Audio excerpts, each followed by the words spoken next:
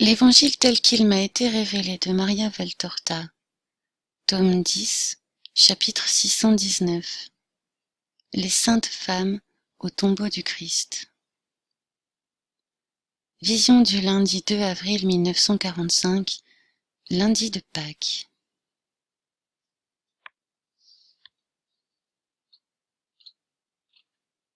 Pendant ce temps, les femmes qui sont sorties de la maison marchent en silence, ombre dans l'ombre, toutes emmitouflées et rendues craintives par tant de silence et de solitude, elles ne disent mot. Puis, rassurées par le calme absolu de la ville, elles se regroupent et osent parler. Les portes seront-elles déjà ouvertes s'interroge Suzanne. Certainement, regarde le premier jardinier qui entre avec ses légumes. Ils se rendent au marché, répond Salomé. Ils ne nous diront rien, reprend Suzanne. Qui demande Marie-Madeleine. Les soldats, à la porte judiciaire. Il y a peu de monde qui entre par là, et encore moins qui sort. Nous allons éveiller les soupçons. Et avec cela, ils nous regarderont, ils verront 5 femmes qui vont à la campagne. Nous pourrions tout aussi bien rentrer dans nos villages après avoir fait la Pâque. Pourtant, pour ne pas attirer l'attention de quelques soldats mal intentionnés, pourquoi ne sortons-nous pas par une autre porte, pour faire ensuite le tour des murs? C'est allonger notre route. Mais nous serions plus tranquilles. Passons la porte de l'eau. Oh, Salomé, à ta place, je choisirais la porte orientale. Ton détour serait encore plus grand. Mais il faut faire vite et revenir vite. Marie-Madeleine est tranchante. Alors une autre, mais pas la judiciaire. Sois gentille, supplient-elles toutes. C'est bien. Alors, puisque vous le voulez, passons chez Jeanne. Elle nous a recommandé de la prévenir. Si nous avions pris la voie directe, nous aurions évité cette halte, mais puisque vous voulez faire un tour plus long, passons chez elle. Oh oui, les gardes qu'on a postés là vont nous être utiles. Elle est connue et on la craint. Moi, je dirais de passer aussi chez Joseph d'Arimathie. C'est le propriétaire du tombeau, dit Marthe. Mais oui, faisons un cortège maintenant, pour ne pas attirer l'attention. Ah, quelle sœur craintive j'ai! Ou plutôt, sais-tu, Marthe, nous allons faire ceci. Moi, je vais partir de l'avant et je regarderai. Vous me suivrez avec Jeanne. Je me mettrai au milieu du chemin s'il y a du danger. Vous me verrez. Et nous reviendrons en arrière. Mais j'ai pensé à ceci. Elle montre une bourse pleine de pièces de monnaie. Et je vous assure que les gardes nous laisseront tout faire. Nous le dirons aussi à Jeanne, tu as raison. Alors, laissez-moi y aller. Tu pars seule, Marie? Je t'accompagne, propose Marthe qui craint pour sa sœur. Non, tu vas chez Jeanne avec Marie d'Alphée. Salomé et Suzanne t'attendront près de la porte à l'extérieur des murs. Puis vous arriverez par la route principale tout ensemble. Adieu.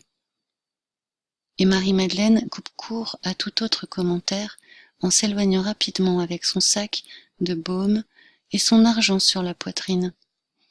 Elle vole, tant sa marche est rapide sur le chemin, qui devient plus gai au fur et à mesure que l'aurore rosit. Elle franchit la porte judiciaire pour aller plus vite, et personne ne l'arrête.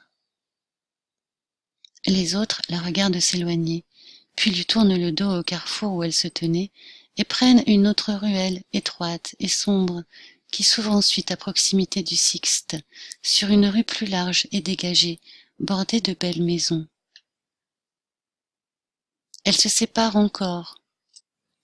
Salomé et Suzanne, continuant leur chemin pendant que Marthe et Marie d'Alphée frappent à la porte de fer et se montrent quand le portier l'entr'ouvre. Elles entrent et vont trouver Jeanne. Celle-ci est déjà levée et entièrement vêtue de violet très foncé, ce qui la rend encore plus pâle. Elle aussi manipule des huiles avec sa nourrice et une servante. « Vous êtes ici, que Dieu vous en récompense. Mais si vous n'étiez pas venu, j'y serais allée de moi-même.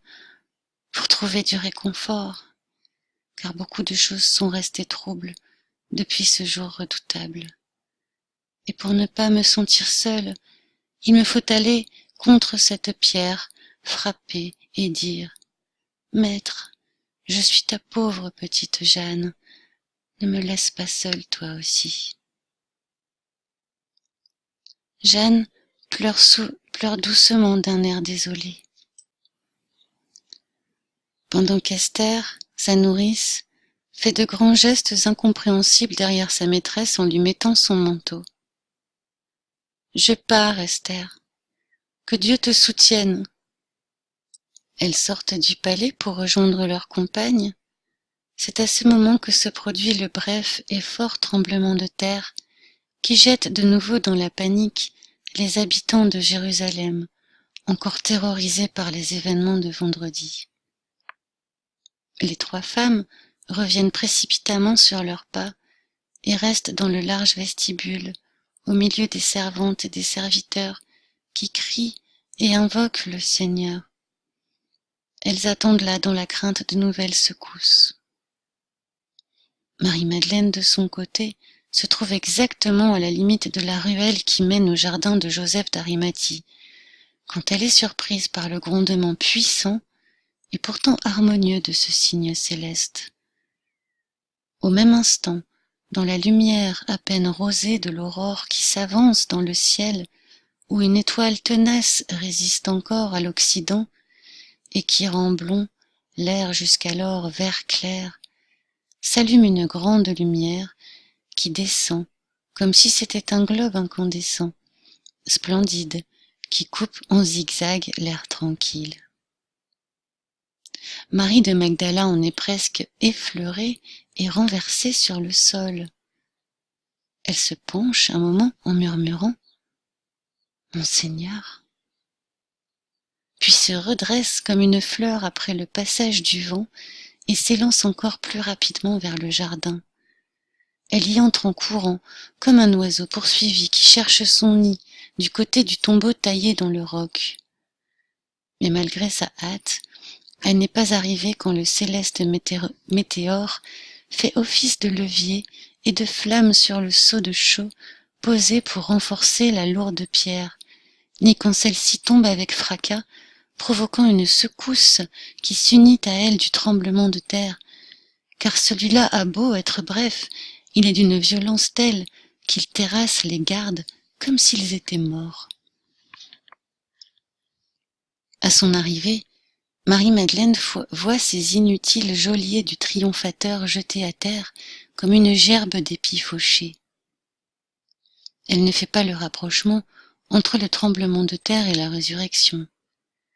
Mais à la vue de ce spectacle, elle croit que c'est le châtiment de Dieu sur les profanateurs du tombeau de Jésus, et elle tombe à genoux en disant: Malheur, ils l'ont enlevé. Consternée, elle pleure comme une fillette venue avec la certitude de trouver son père tant recherché et qui voit au contraire la demeure vide.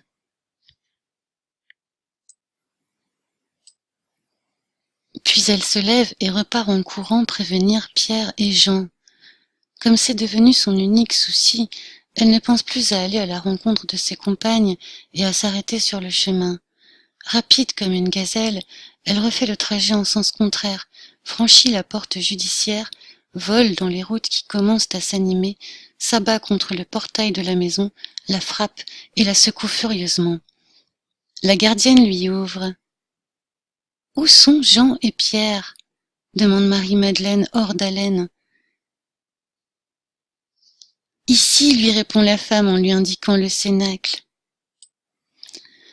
À peine entrée devant les deux apôtres étonnés, elle dit à voix basse par pitié pour la mère, mais avec tant d'angoisse que c'est comme si elle criait. « Ils ont enlevé le Seigneur du tombeau. Qui sait où ils l'ont mis ?» Pour la première fois, elle titube, et pour ne pas tomber, elle se raccroche là où elle peut. « Mais comment? Que dis-tu » demandent les deux hommes. Et elle, haletante, Je suis allée de l'avant pour acheter les gardes, afin qu'ils nous laissent faire. Ils étaient comme morts, le tombeau est ouvert, la pierre par terre. Qui a pu faire cela? Oh, venez, courons. Pierre et Jean partent aussitôt. Marie les suit un instant, avant de revenir sur ses pas. Poussée par son amour prévoyant, elle saisit la gardienne de la maison, la secoue avec violence et lui souffle au visage.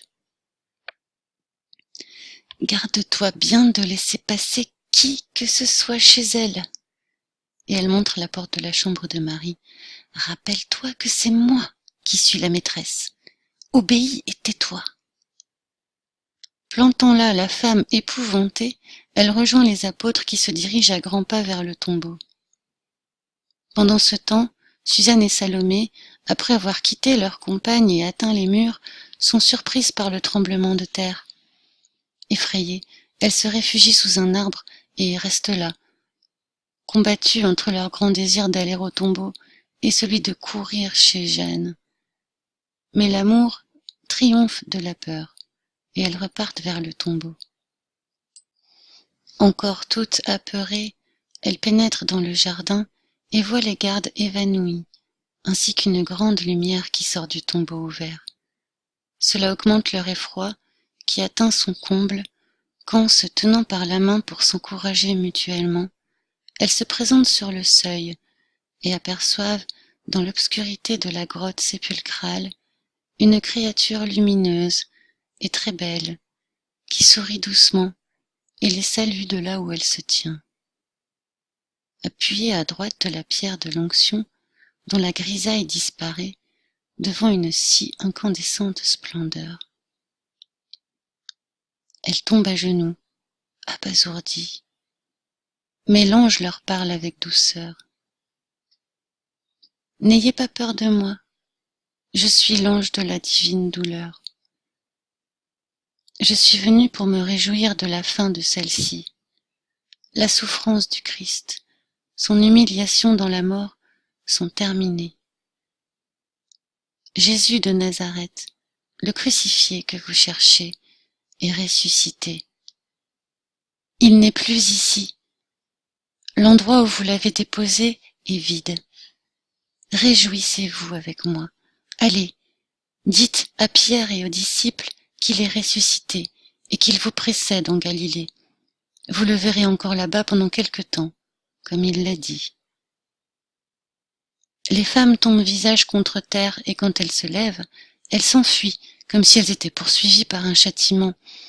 Elles sont terrorisées et murmurent « Nous allons mourir, nous avons vu l'ange du Seigneur ». Arrivées en pleine campagne, elles se calment un peu et se concertent. Que faire? Si elles racontent ce qu'elles ont vu, on ne les croira pas. Si elles disent qu'elles viennent de là, elles peuvent être accusées par les Juifs d'avoir tué les gardes. Non, elles ne peuvent rien dire, ni aux amis, ni aux ennemis. Craintives, rendues muettes, elles reviennent par un autre chemin à la maison et se réfugient au cénacle, sans même demander à voir Marie. Et là, elles s'imaginent que ce qu'elles ont vu est une tromperie du démon. Humbles comme elles le sont, elles jugent qu'il n'est pas possible qu'il leur ait été accordé de voir le messager de Dieu. C'est Satan qui a voulu les épouvanter pour les éloigner de là. Elles pleurent et prient comme des fillettes effrayées par un cauchemar. Le troisième groupe, celui de Jeanne, Marie d'Alphée et Marthe, ne voyant rien venir, se décident à aller là où certainement leurs compagnes les attendent. Elles sortent dans les rues, où des gens apeurés viennent commenter le nouveau tremblement de terre et le rattachent aux événements du vendredi, quand ils ne voient pas des choses qui n'existent pas. Il vaut mieux qu'ils soient tous effrayés, peut-être les gardiens le seront-ils aussi, de sorte qu'ils n'en feront pas d'objection, déclare Marie d'Alphée, et elle se hâte vers les murs. Mais pendant qu'elles sont en chemin, Pierre et Jean, suivis de Marie-Madeleine, sont déjà arrivés au jardin. Jean, plus rapide, arrive le premier au tombeau. Les gardes n'y sont plus, et l'ange, non plus.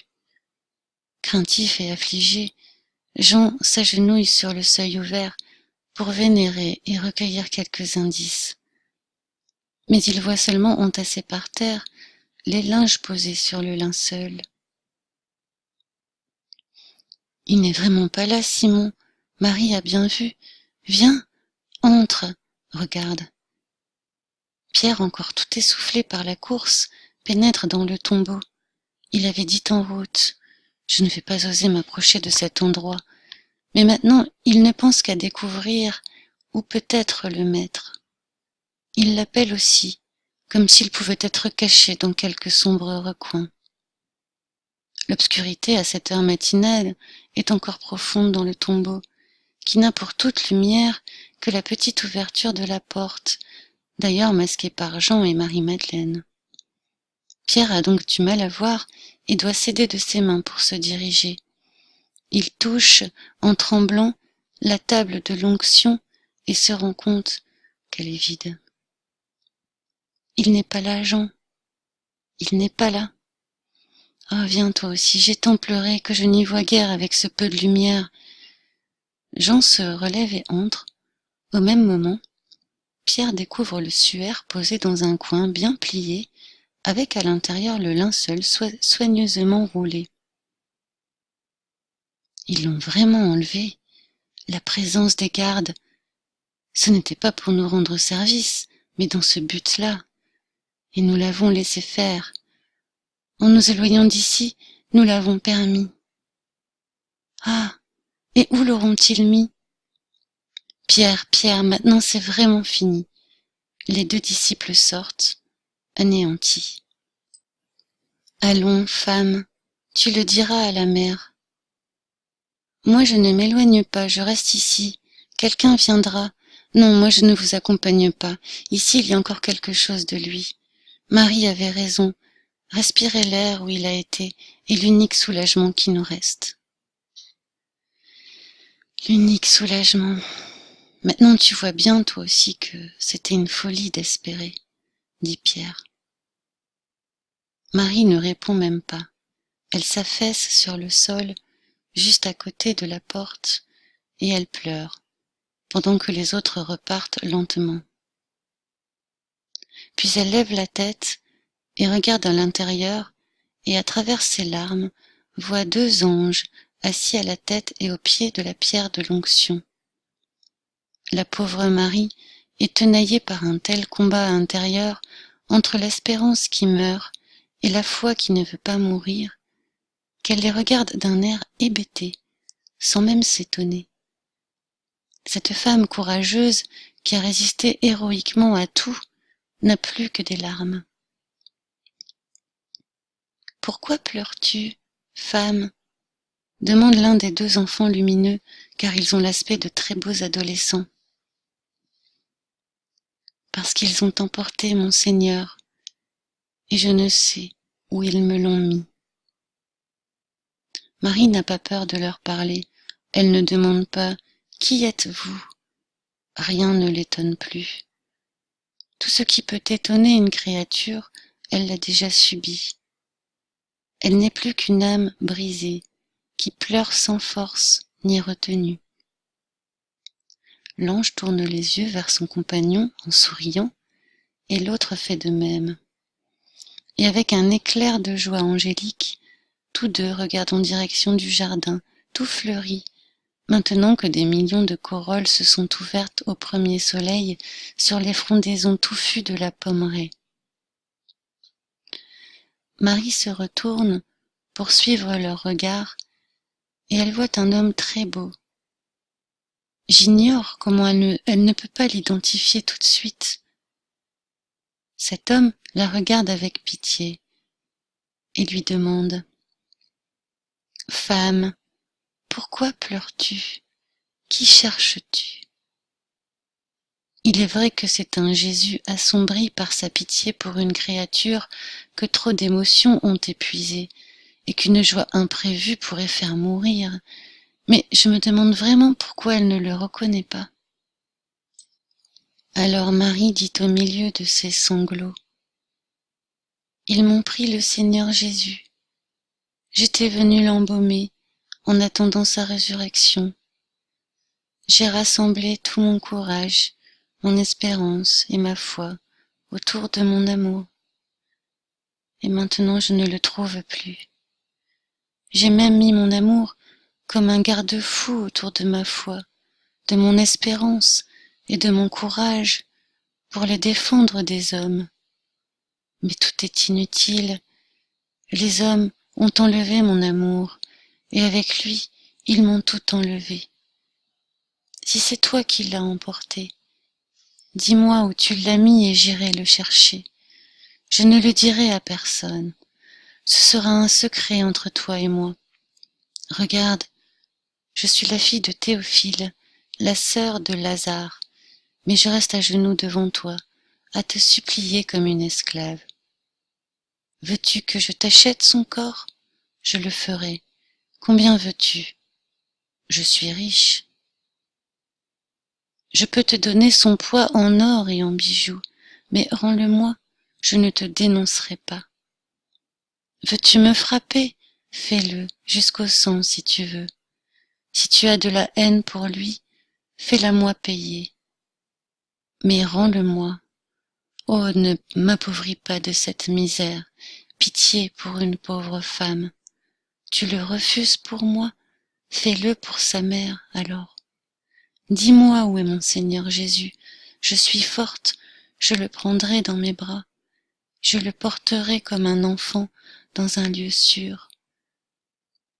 Tu le vois, depuis 3 jours, nous sommes frappés par la colère de Dieu à cause de ce qu'on a fait au Fils de Dieu. N'ajoute pas la profanation au crime. Marie! Jésus rayonne en l'appelant. Il se dévoile dans sa splendeur triomphante. Rabouni!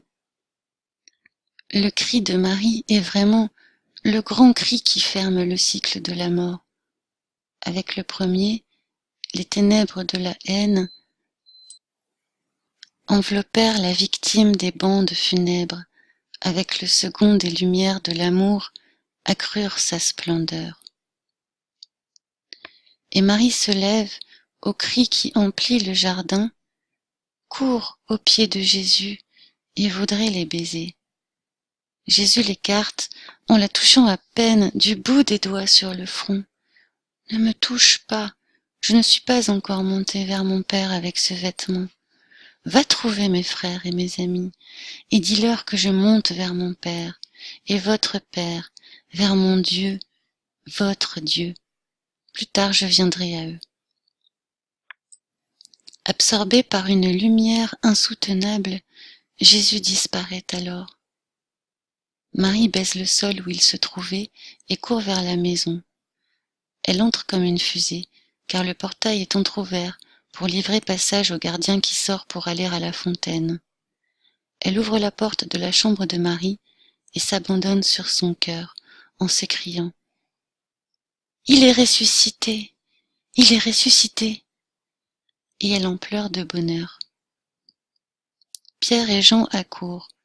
Salomé et Suzanne, toujours apeurées, sortent du cénacle et écoutent son récit, tandis que Marie d'Alphée, Marthe et Jeanne, le souffle court, révèlent qu'elles y sont allées elles aussi, et qu'elles ont vu 2 anges qui se disaient le gardien de l'homme-dieu et l'ange de sa douleur, et qu'ils ont donné l'ordre d'annoncer aux disciples qu'il était ressuscité. Et comme Pierre hoche la tête, elles insistent. Oui, ils ont dit, pourquoi cherchez-vous le vivant parmi les morts? Il n'est pas ici, il est ressuscité comme il l'avait dit quand il était encore en Galilée. Ne vous le rappelez-vous pas? Il l'a prédit. Le Fils de l'homme doit être livré aux mains des pécheurs et être crucifié, mais le 3e jour, il ressuscitera. Mais Pierre continue à hocher la tête.